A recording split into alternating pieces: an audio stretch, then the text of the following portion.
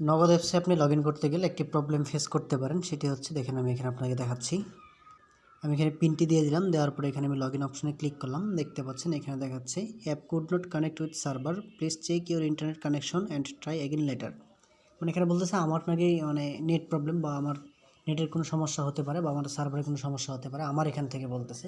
আসলে কিন্তু মূলত সমস্যাটা আমার এখান থেকে যদি হয়ে থাকে তাহলে আমি ইউএসএসডি ডায়াল করে ট্রাই করি। আমি এখানে ওয়াইফাই আছে, ওয়াইফাই রেখে আমি ডাটা দিয়েও ট্রাই করলাম, সেম প্রবলেম। তবে ইউএসএসডি দিয়ে ট্রাই করে আপনাদেরকে দেখাচ্ছি। তো আমি এখানে নগদের ইউএসএসডি যেটা রয়েছে 167, এটা আমি ডায়াল করে দিচ্ছি। দেখতে পাচ্ছেন এখানে দেখাচ্ছে sorry your request can not be proceed at this time, please try again later.